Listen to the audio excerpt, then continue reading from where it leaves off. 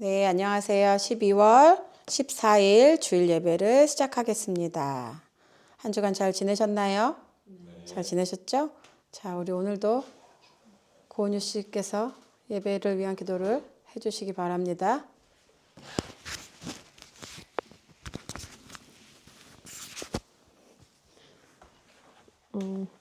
우리 기도하겠습니다. 하늘에 계신 우리 아버지, 11월 14일 주 예배를 드릴 수 있게 은혜를 베풀어 주셔서 감사합니다. 우리의 모든 어려움을 주님 발 앞에 내려놓고 주님의 약속 안에서 안식을 찾도록 도와주세요. 우리가 있는 자리에 성령이 가득 차게 해주세요. 예수님의 사랑으로 우리를 감싸 안아 위로를 느끼게 해주세요. 온라인에 있는 친척들과 안 믿는 친구들을 구원해 주세요. 우리 모두를 보호하시고 죄악으로부터 구원해 주셔서 감사합니다. 예수님의 이름으로 기도드립니다. 아멘. 네. 우리 은비치 오셔서 성경 봉독을 해주시겠습니다.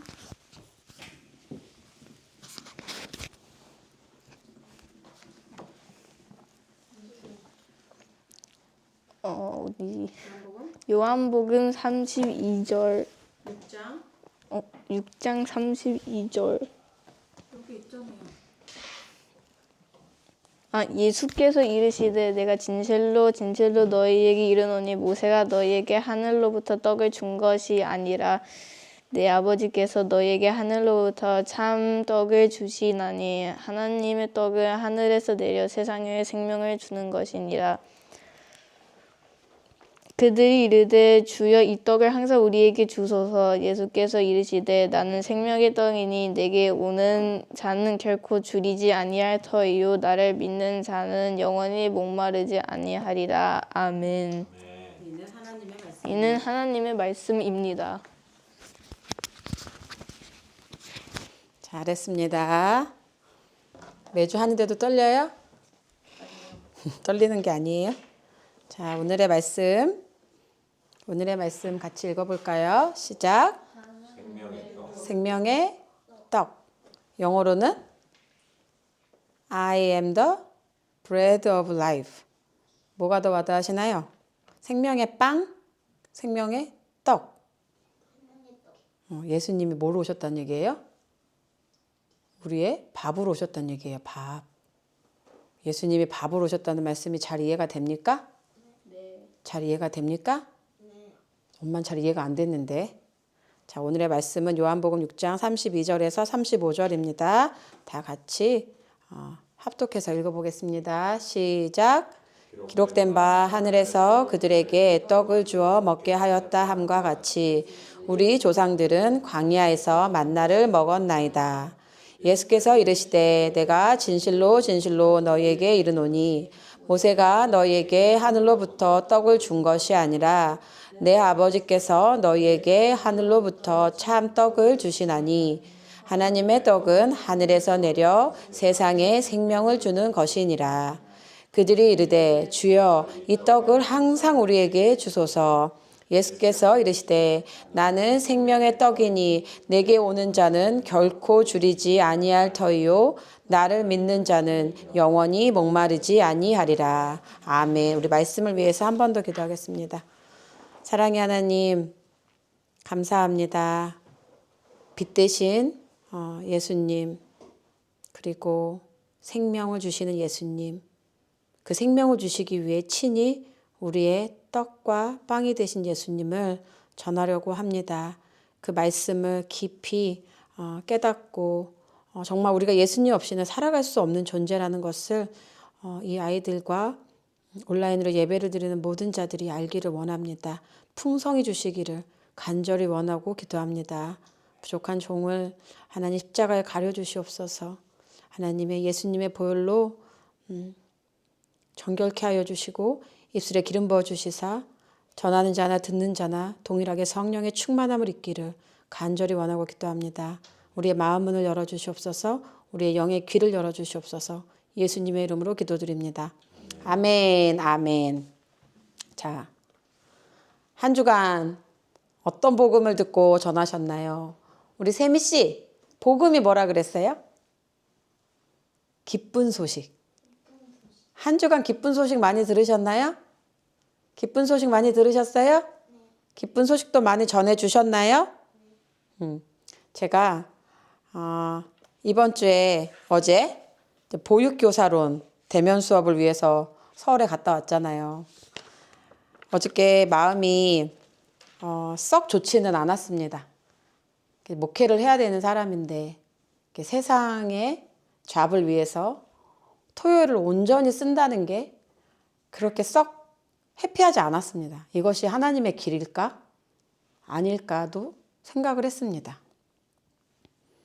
하나님께서 어떤 장면을 보여주셨는데 예배당 불이 꺼져 있고 어떤 리더들이 모여있는 그런 장소에서 예배를 드리는데 한 목사님이 양심 고백처럼 외치고 있는 거예요. 뭐라고 말씀하시냐면 자기는 몰랐다는 거예요. 목사로서 똑똑하신 목사님이세요. 세상적으로도 똑똑하신 분이야.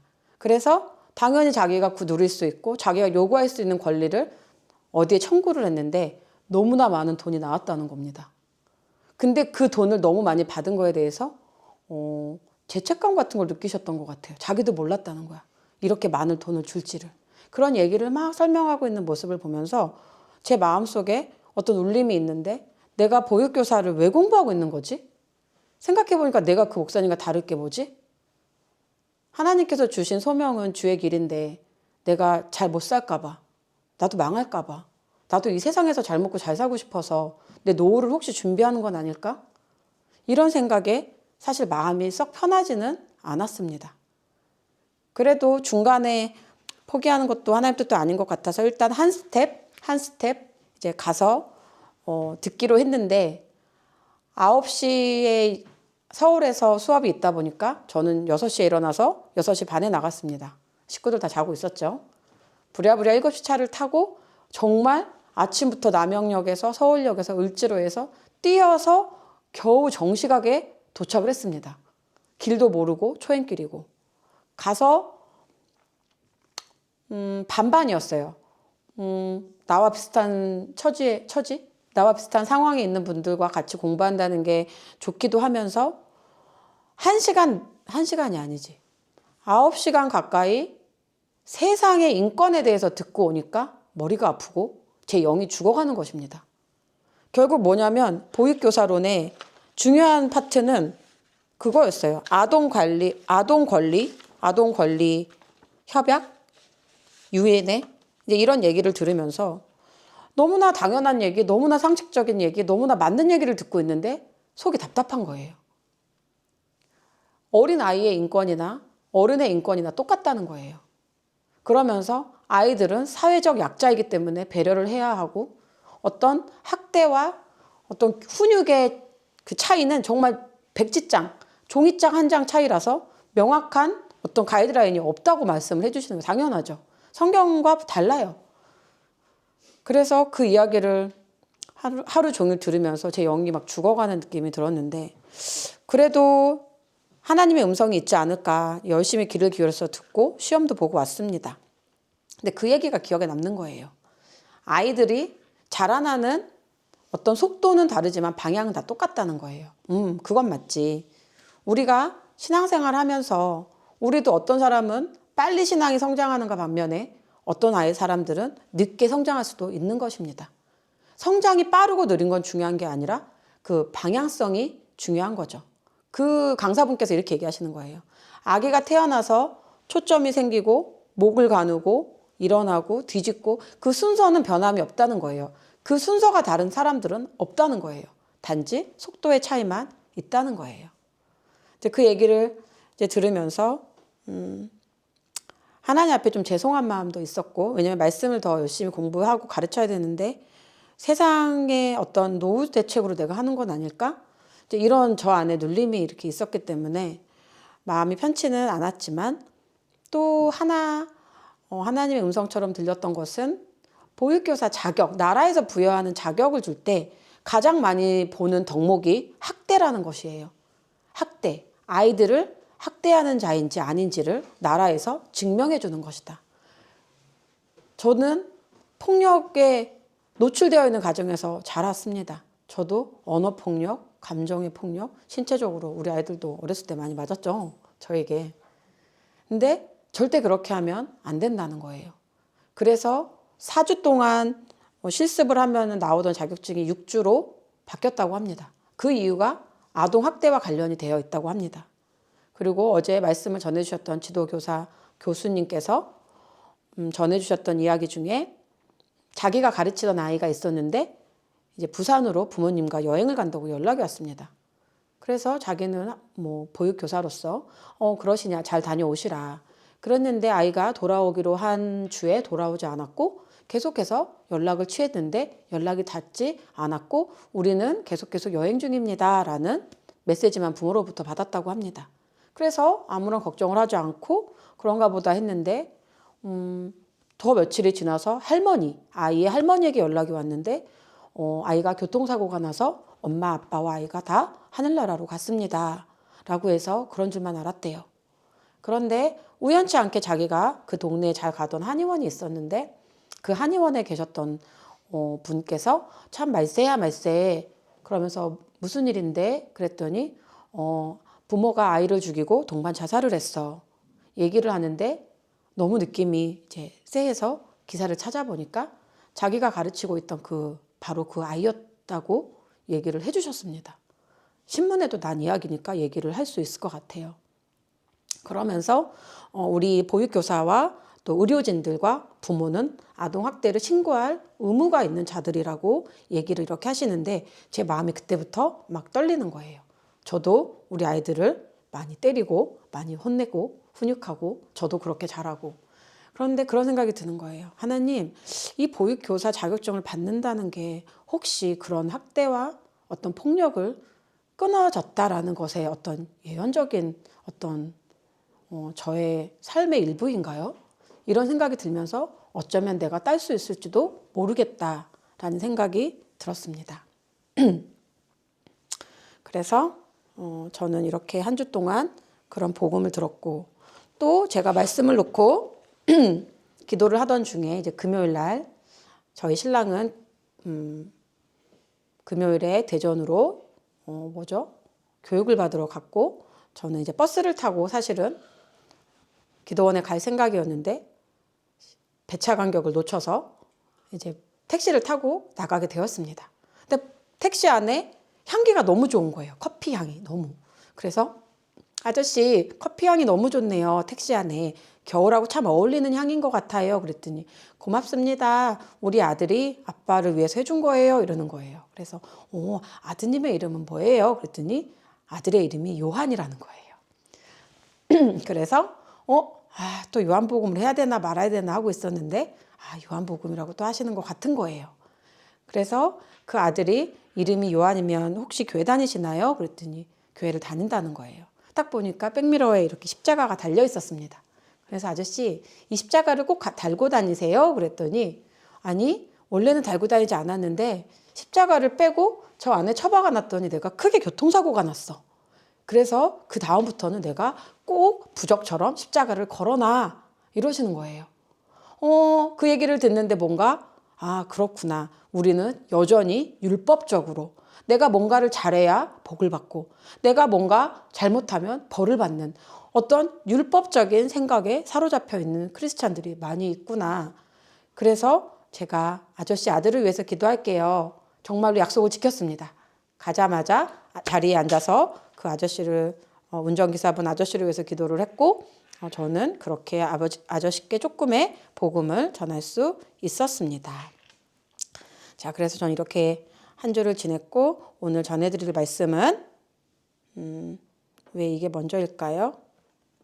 자, 잠시만요. 왜 이게 먼저일까요? 자, 여기다. 자, 오늘 말씀 기록된 바 하늘에서 그들에게 떡을 주어 먹게 하였다 함과 같이 우리 조상들은 광야에서 먹었나다. 이거 읽었는데 자, 그랬을 때 저에게 생명의 떡 우리 지난 시간에는 뭐에 대해서 배웠죠? 지난 시간에는 생명이 옷? 누구를 엄마가 전해줬죠? 지난 시간에는 기억나는 친구 지난 시간에 누구를 가르쳐 주었어요? 바디메오 기억납니까? 바디메오는 누구였어요? 블라인드. 소경이었죠? 그 블라인드가 예수님께 나아가서 고침을 받았습니까? 우리 하나 물어볼게. 창세기가 먼저예요? 요한복음이 먼저예요? 지어진 게? 응? 창세기와 요한복음 둘 다 in the beginning, 태초에 라고 시작을 하는데 창세기에서 일어난 역사가 먼저예요? 요한복음에서 일어난 태초에가 먼저예요? 말씀을 자세히 읽어보니까 요한복음의 로고스, 예수님이 먼저였어요. 예수님이 먼저 세상에 있었던 이야기야. 창세기는 이 땅에서, 이 땅의 역사의 시초지, 우리 예수님은 땅과 하늘, 영원한 세계에서 최초로 계셨던 분이기 때문에 요한복음이 사실은 먼저 있었던 이야기입니다. 그러니까 이 얘기는 뭐냐면 아담과 하와가 죄를 지어서 쫓겨나고 선악과를 먹어서 재창조, 예수님이 오셔서 구원을 받은 이야기가 먼저가 아니라 우리 예수님이 그 인간 역사 위에 있었다는 거예요. 인간 역사 위에 있었던 그분이 이 땅에 내려와 이분을 만나는 사람들이 일어나는 일들을 소개하고 있는 거예요. 그랬을 때 영적인 소경이 예수님을 만나서 나를 불쌍히 여겨주세요. 나를 불쌍히 여겨주세요 라고 했을 때 예수님께서 고쳐주셨죠.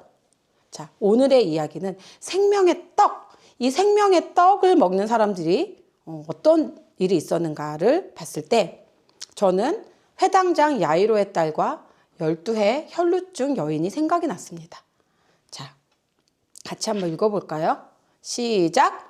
회당장 중에 하나인 야이로라 하는 이가 와서 예수를 보고 발 아래에 엎드려 간곡히 구하여 이르되 내 어린 딸이 죽게 되었사오니 오셔서 그 위에 손을 얹으사 그로 구원을 받아 살게 하소서 하거늘. 자, 회당장이야. 자이러스, 야이로.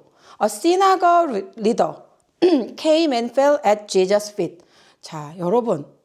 이 야이로는 누구냐면 당시에 회당장은 어디냐면 당시에 사람들이 모여서 하나님의 말씀을 배우던 어떤 유대인들이 10명만 있으면 세워지는 어떤 종교적인 템플, 어떤 장소를 말해. 그런데 그 장소에서 장이 되고 리더가 되는 거는 아무나 할 수 있나요? 그러면 이 사람은 성경에 대해서 아주 잘 알았을까요? 종교에 대한 열심이 엄청났을까요? 네. 이 룰러가 갑자기 어디를 왔어요? 예수님의 발 앞에 왔어요. 자이러스. 야이로라는 뜻은 하나님께서 일으키시다라는 뜻입니다. 와, 하나님께서 일으키시다라는 이름을 가진 이 시나거그의 리더, 율법의 능숙한 리더가 지금 누구의 발 앞으로 온 거예요? 누구의 발 앞으로 온 거예요? 예수님의 발 앞에 온 이유는 뭡니까? 자기 딸이 죽어. 뭐라고 그랬어요?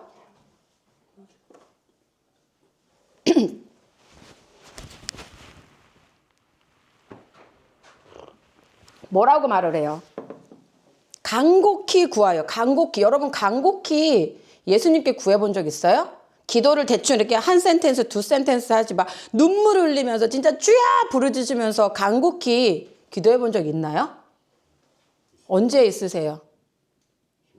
간곡히 이르되 내 어린 딸이 죽게 되었사오니. 제가 캐나다에서 5살 때 우리 온유가 학교에서 불렀어요, 저를. 네 딸은 아무래도 문제가 있는 것 같아. 서포트가 필요한 아이인 것 같아. 라고 했을 때 제가 이 야이로의, 저는 뭐 종교의 리더는 아니었지만 정말 간곡히 그때 예수님을 찾았습니다. 예수님, 제가 잘못한 게 있으면 저를 벌하시지. 왜 우리 온유가, 이 어린 온유가 무슨 죄가 있어서 학교에서 이렇게 힘들게 학교를 다녀야 합니까? 저는 그때 간곡히 우리 온유를 위해서 기도했습니다. 우리 온유가 학교에서 거부를 당했어요. 9시부터 3시까지가 학교 타임인데 3시간씩밖에 못 온다는 거예요. 그때 우리는 가진 게 없어서 남편도 일하고 저도 일하고 있었습니다. 둘 다 맞벌이를 해야 되기 때문에 아이들이 학교를 안 가면 안 되는 상황이었어요. 그런데 네 딸이 학교에 오지 못한다는 거예요. 왜? 아이가 듣지를 못한대요. 영어를 못 알아듣는 건지 말귀를 못 알아듣는 건지 도대체가 컨트롤이 안 돼. 그러니까 네 애기 못 받아줘. 저 그때 얼마나 간곡히 하나님한테 기도했겠습니까? 그래서 오니와 같이 학교를 다녔던 적이 있었습니다. 킹더가든 때 기억나십니까? 제가 그때 예수님 내 어린 딸이 죽게 되었어요. 죽은 것까지는 아니지만 학교 생활을 제대로 못하니까 정말 너무 불쌍하더라고. 정말 예수님한테 얼마나 저도 간곡하게 기도했는지 모릅니다. 그때 새벽 예배 다니면서 주님께서 보여주셨는데 우리 온유의 귀에서 정말 뱀 같은 귀지가 이렇게 뽑혀져 나오는 그림을 보여주셨고 그 이후로 우리 온유가 사람들과 대화가 되는 것입니다. 그 전에는 우리 온유가 잘 대화가 되지 않았습니다. 그래서 저는 너무 감사해요. 이 마음을 알아요. 그런데 이 야이로가 오셔서 그 위에 손을 얹으사 그로 구원을 받아 살게 하소서. 야이로는 어떻게 해주기를 막 예수님이 어떻게 해주셨으면 좋겠는지를 머릿속에 다 거룩한 상상이 있었어. 그냥 다른 챕터에 보면은 그냥 한 말씀만 하소서. 오라 하면 오고 가라 하면 가고 나에게도 부하가 있으니 말씀만 하소서 그대로 되리이다라고 한 사람들도 있었거든요. 근데 이 야이로는 아니야. 오셔서 그 위에 손을 얹어 안수해달라 이 말이에요. 자기 딸에게. 자, 여러분 이 야이로가 예수님께 오기가 쉬웠을까? 종교 리더자야. 한 교회의 담임 목사야. 내가 나름 잘 나가. 근데 이 옷을 벗어던지고 저 일개 가정 예배하는 저 같은 사람한테 와서 부탁하러 올 수 있을까? 안 올 것 같아 나라도. 그런데 오는 사람이 성경에 있다라고 예수님은 말씀하시는 거예요. 저는 이렇게 말하고 싶습니다. 여러분 종교의 겉옷을 벗어야 합니다. 따라해 보세요. 종교의 겉옷을 벗어야 합니다. 내가 담임 목사인데 내가 쟤보다 선배인데 내가 쟤보다 몇 년을 더 예수님을 믿었는데 당연히 내가 어떻게 걔를 찾아가? 그러면 역사는 일어나지 않을지 몰라. 아마 야이로는 그 모든 겉옷을 다 벗었는데 왜? 왜 벗었어요? 사랑하는 딸을 위해서. 야이로. 주님이 일으켜주신다라는 이름을 가진 이건 뭐냐면 안 된다는 거야. 이제 너희가 그렇게 달달달 외우고 하는 그 율법 가지고는 살아나는 역사가 더 이상 일어날 수 없어라는 걸 계시하고 있는 거예요. 종교의 행위로는 안 된다는 거야. 율법으로는 더 이상 안 된다는 걸 주님은 말씀하고 계시는 겁니다. 자, 그랬을 때 이에 그와 함께 가실새 큰 무리가 따라가며 애워싸 밀더라. 야이로의 기도대로 됐습니까? 안 됐습니까? 주님이 자기네 집에 오셨으면 좋겠어요. 우리 집에 오셔서 손으로 안수해 주세요. 라는 걸 바랬더니 이에 예수님이 여기 나오나? 여기에 보면은 영어에는 나와 있는데요. 뭐라고 되어 있냐면 I pray you. 내가 당신에게 기도한다는 거예요. 야이로가. 원래는 누구한테 기도했을까? 야훼, 여호와 하나님께 기도를 했을 거예요. 당시 야이로하고 예수님은 처음 만났을까요? 처음 만나지 않았어. 다른 복음서에 보면 예수님이 회당장에 두루 돌아다니면서 말씀을 가르치셨더라라는 말씀이 있거든요. 야이로는 어쩌면 그때 예수님을 만났을지 몰라. 그런데 그때 이 유대 지도자들은 예수님을 좋아해요, 싫어해요? 싫어해요. 근데 예수의 이름으로 당신한테 기도할게 라는 이 고백은 나는 이제 출교당해도 좋아. 난 당신이 내 딸을 고쳐줄 수 있을 거라는 걸 믿어요.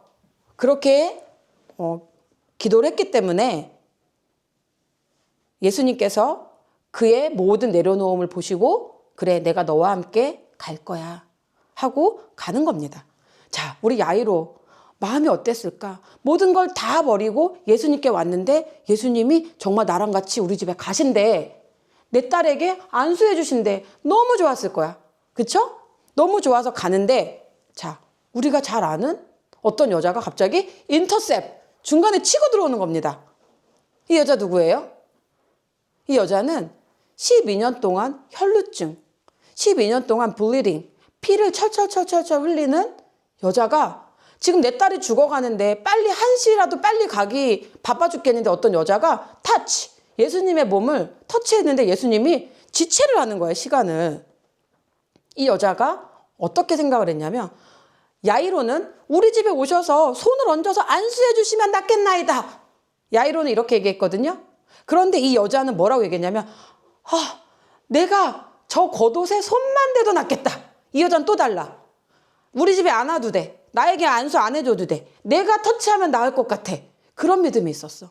그래서 이 여자가 예수님의 겉옷을 탁 터치했더니 예수님이 바로 알았어요. 자, 같이 읽어볼까요? 시작.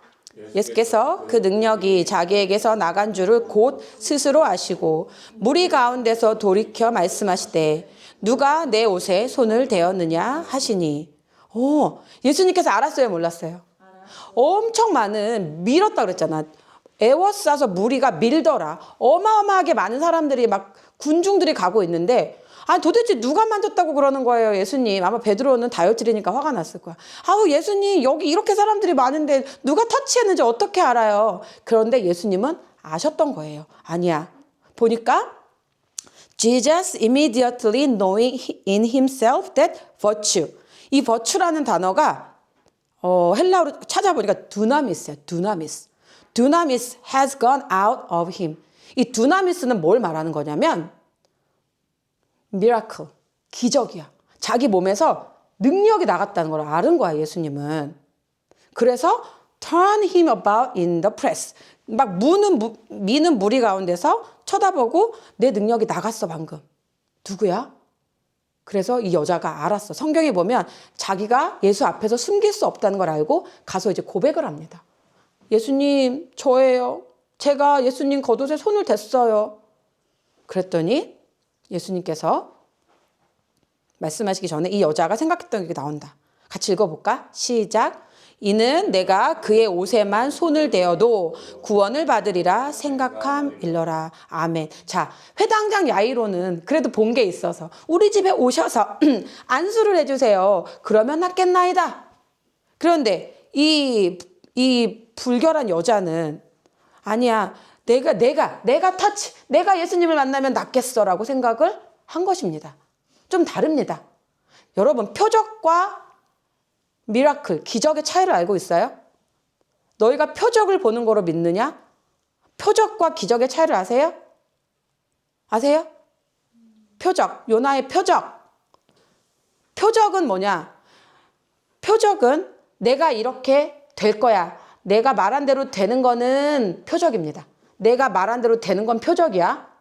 그런데 미라클은 우리가 알고 있는 갖가지 기적들이에요.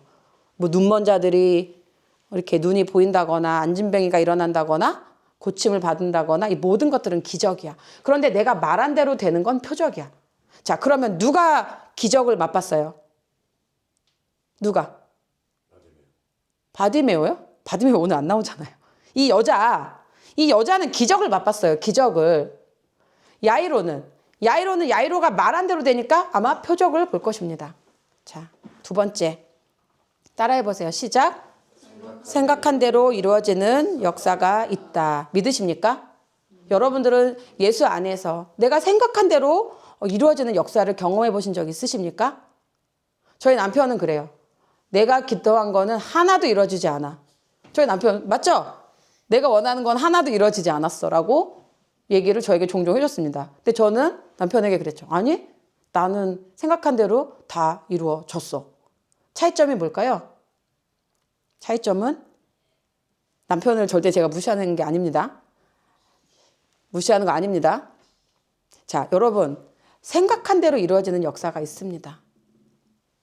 저는 요즘에 슬픈 게 뭐냐면 제가 캐나다에 있을 때는 꿈이 있었어요. 신학교를 졸업해야지. 목사가 돼야지. 교단에 들어가야지. 목회를 해야지. 어떤 저의 꿈이 있었는데 꿈이 꾸어지지 않는 겁니다. 구체적인 꿈이 꾸어지지 않으니까 제가 너무 답답한 거예요. 여러분들은 구체적인 꿈이 있습니까? 제가 아이들을 가르치니까 물어봐요. 꿈이 뭐야? 저 캐나다 가보는 게 꿈이에요. 저 유학 가는 게 꿈이에요, 선생님. 그래? 언제 가고 싶은데? 3천만 년 뒤에요. 여러분, 꿈을 꿀 때는 현실이 가능한 꿈을 꾸시기 바랍니다. 현실적으로 가능한 단계의 플랜을 짜고 기도하시기 바랍니다. 우리 아이들한테 물어보면 꿈이 뭐니? 돈 많이 벌어서 월세 받아먹고 사는 게 꿈이에요.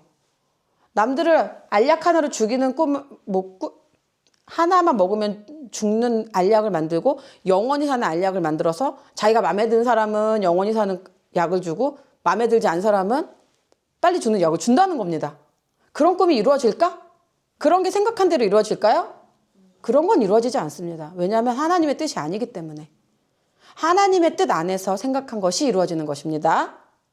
하나님은 몽상가를 싫어해. 몽상가. 아무것도 안 하고 의지박약. 아무것도 안 하는데 자기는 뭔가 멋진 연예인이 돼서 남들에게 인기가 많은 사람이 될래. 돈을 많이 벌어서 남들이 부러워하는 삶을 살래.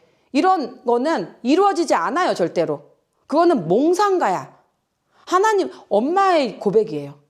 제가 어렸을 때 그런 꿈 많이 꿨어요. 공부도 지지리도 못하면서 공부 잘하는 서울대학교 가서 막 캠퍼스를 누비는 꿈. 저도 그런 꿈을 꾼 적이 있어요. 그거는 꿈이야, 꿈. 몽상가. 하나님은 꿈꾸는 꿈쟁이를 싫어합니다. 그런데 제가 하나님을 만나고 하나님 안에서, 믿음 안에서, 소망 안에서, 예수님 안에서 꿈을 꾸니까 하나님이 보여주시는 거예요. 뭐가 다르냐? 내가 꿈꿨던 그 꿈이, 비전들이 이 자연계에 나타나기 시작하는 것입니다. 하나님의 꿈을 꾸니까 그게 자연계에 나타나는 거야.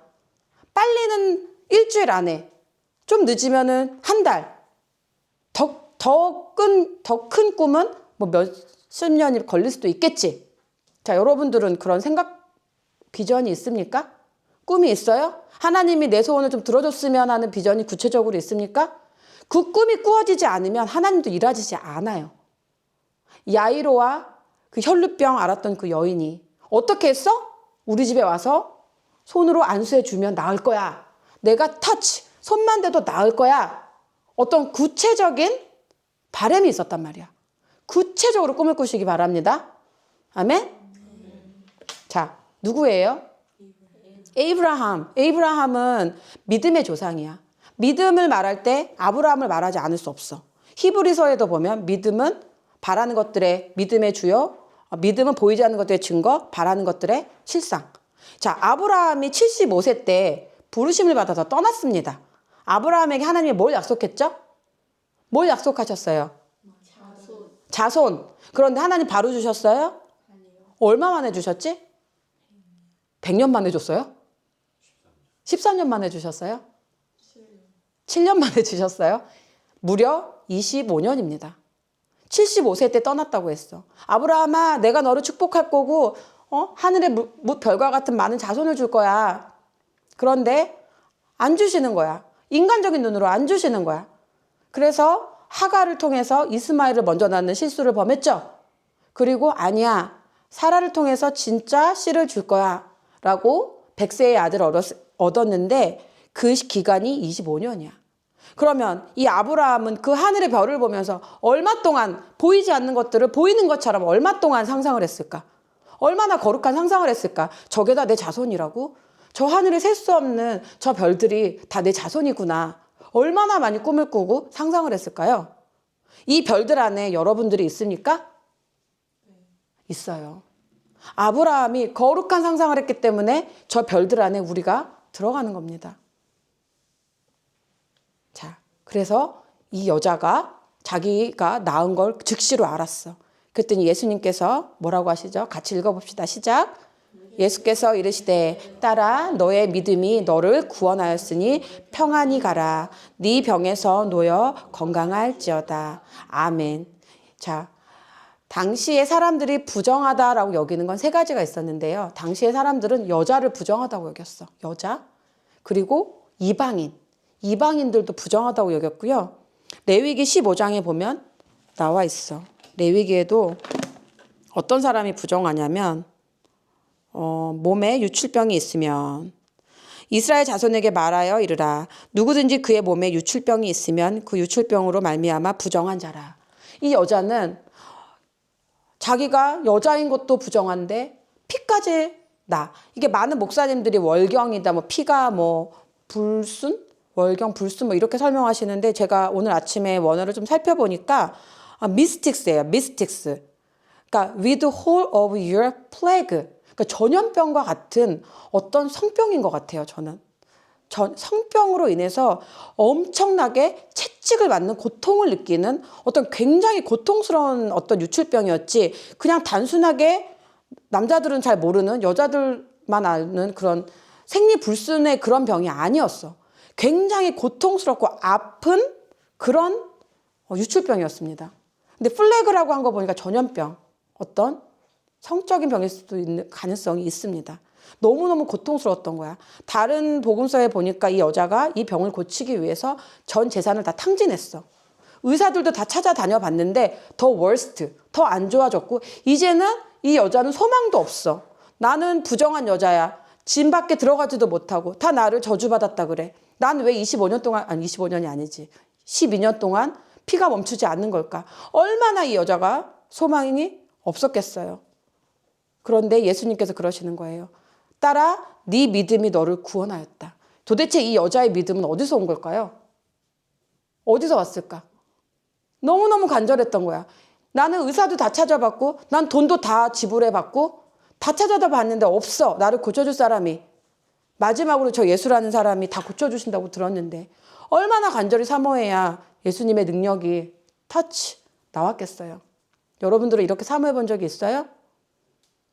저는 이번 주에 좀 말씀을 들으면서 화가 나는 거예요. 왜 그런지 모르겠는데 이렇게 고난을 통해서 하나님한테 갈 수밖에 없는 존재라는 거가 머리로는 이해가 되면서 지난 시간들이 너무 눈물이 나는 거예요. 이 야이로도 그랬을 거예요. 내가 회당 장이면 뭐 할 거야. 내 딸도 하나 못 고치고. 솔직한 사람이야. 그래서 예수께 왔어요. 이 여자도 마찬가지야. 내가 12년 동안 헤매어 봤는데 못 고쳤어. 아, 고난을 통해서 이 간절함이 생기는 거구나. 이 간절함을 키우기 위해서 주님은 나를 이리도 연단을 했단 말인가? 나는 왜 남들 다 쉽게 되는 그런 뭐든 뒤돌아보니까 한 번에 됐던 적이 없어. 아이들 키우는 것도, 재정도, 학업도 뭐가 그냥 계속 간절히 사모하는 마음부터 일으키셨던 건 사실이에요. 제가 보육교사 이거를 하면서도 캐나다에서 내가 다 마치고 왔더라면, 내가 다 안수까지 받고, 왜 교단에서는 왜 한국법이 갑자기 있지도 않은 한국법이 튀어나와서 나를 이렇게 어렵게 만들지? 그러면서 제가 정말 하나님께 더 간절히 다가갔던 건 사실인데 그 시간들이 너무 외롭게 느껴지는 거예요. 혼자 새벽기도 다니고 혼자 외국인 교회 다니고 혼자 금요일에 가고 갔던 그 시간들이 갑자기 너무 막 서럽게 느껴지면서 이 야이로와 이 여자의 마음이 막 오버랩이 되면서 짬뽕이 되는 거예요. 그 간절함이 뭔지 알 것 같은 거예요. 아마 저보다 더 간절하신 분은 저를 보면서 아이고 아직도 멀었다 막 이렇게 하실지 몰라. 근데 제가 겪은 하나님은 그 간절함을 키우기 위해서 얼마나 많은 불시험과 어려움 중에 저를 놓았는지 몰라요. 그게 너무 속상한 거예요. 이렇게밖에 할 수 없으셨나? 이 고난을 꼭 허락하셔야 간절함이 일어나는 것일까? 전 지금도 해결하지 못한 것들이 너무 많아요. 아까도 여기서 무릎 꿇고 기도하면서 아직도 나는 해결돼야 할, 예수님이 아니면 해결되지 않는 제 인생들이 너무 많이 남은 거예요.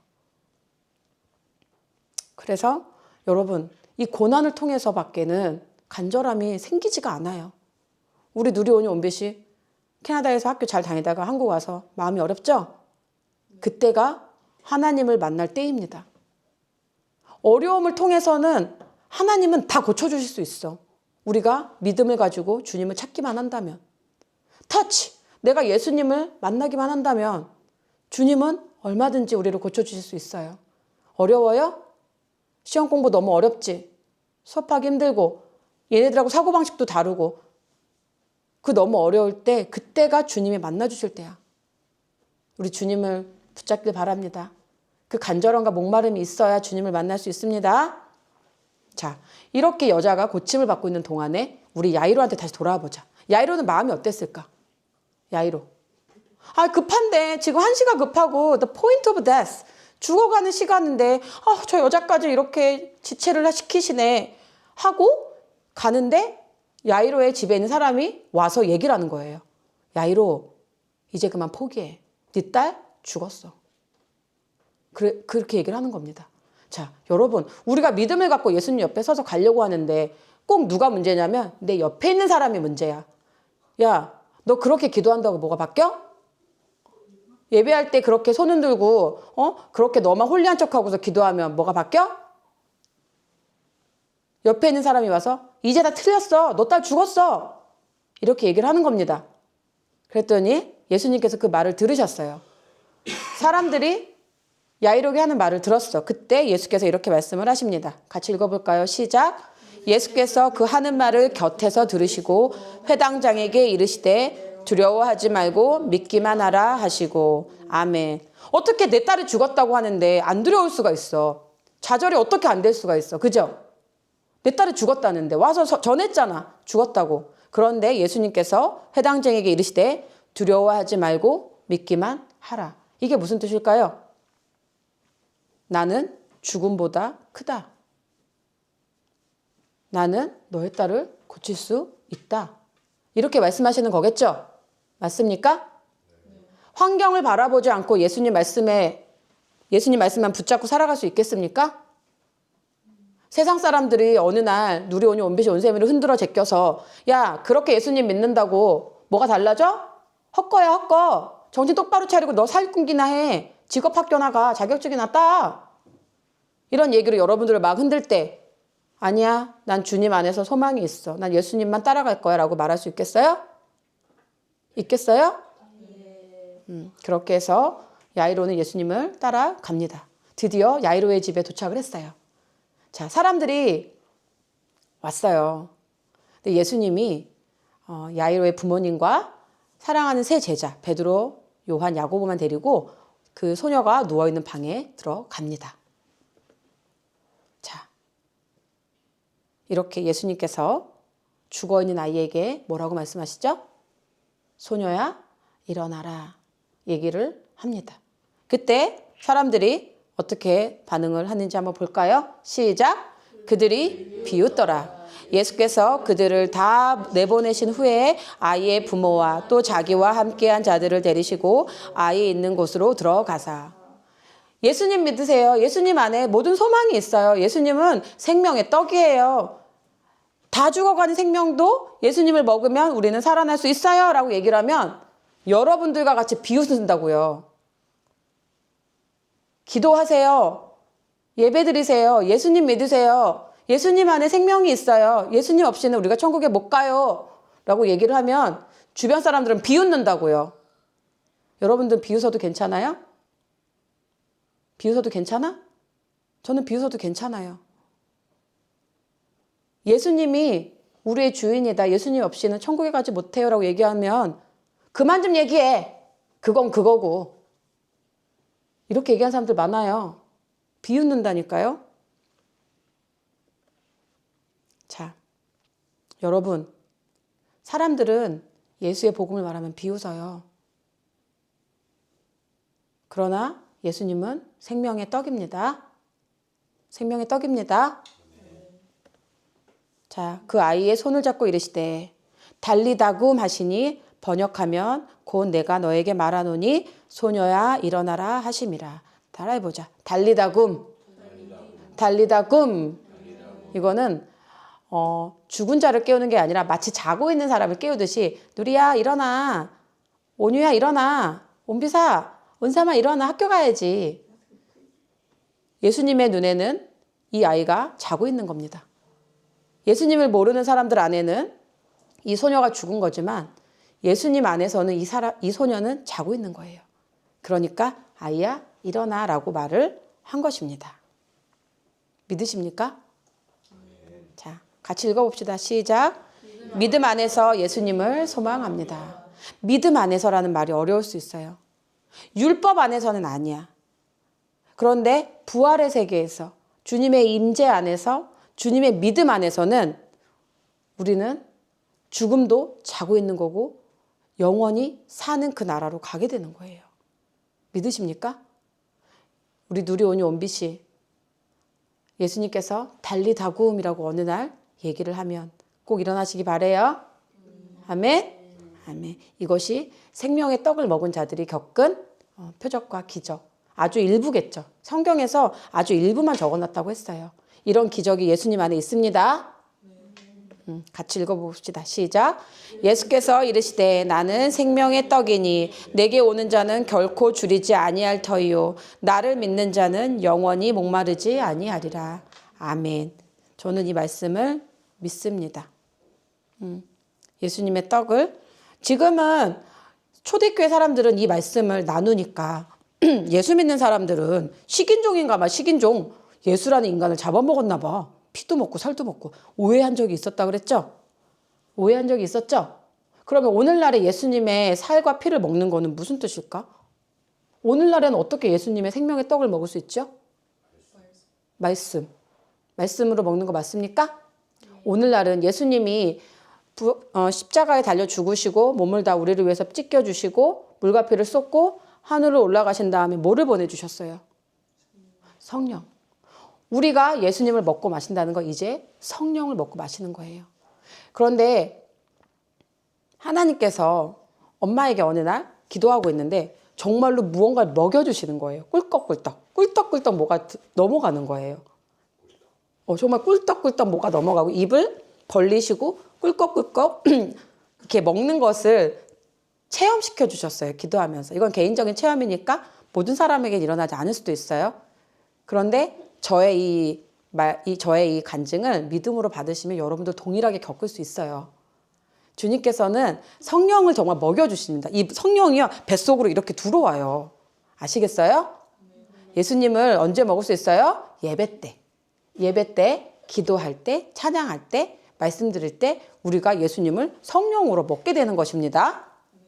이 생명 대신 성령을 먹어야 영원히 삽니다. 아멘. 자, 우리 이거 같이 한번 읽어볼까? 제가 읽을게요.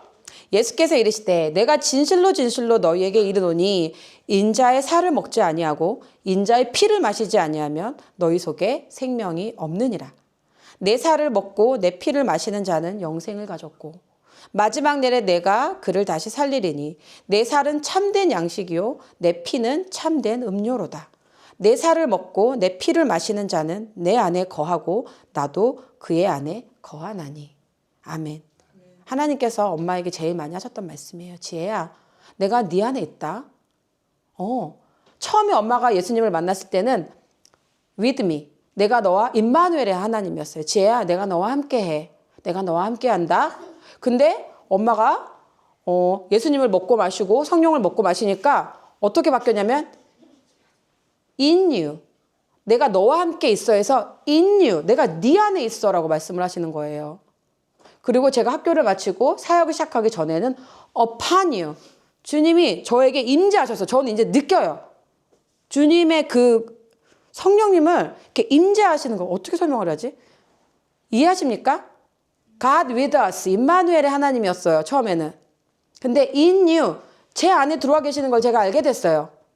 그런 다음에 저를 강타하시고 upon us. 응? 우리 고은우리도 같이 느끼지 않으셨어요? 같이 느꼈죠? 밴쿠버에서. 주님이 우리에게 임재하십니다. 그렇게 다가오십니다. 자, 다 같이 읽고 마칩시다. 시작. 이것은 하늘에서 내려온 떡이니 조상들이 먹고도 죽은 그것과 같이 아니하여 이 떡을 먹는 자는 영원히 살리라. 아멘. 하늘에서 내려온 떡은 뭐였죠? 광야에서 만나였어. 근데 구약의 이스라엘 백성들은 만나를 먹어도 죽었어요, 안 죽었어요? 죽었어. 그런데 하늘에서 내려온 생명의 빵, 생명의 떡, 우리 예수님을 먹는 사람은 어떻게 된대요? 영원히 삽니다. 영원히 살기를 예수님의 이름으로 축복합니다. 예수님의 이름으로 축복합니다. 아멘. 우리 다 같이 주기도문으로 마치고 기도하겠습니다. 하늘에 계신 우리 아버지,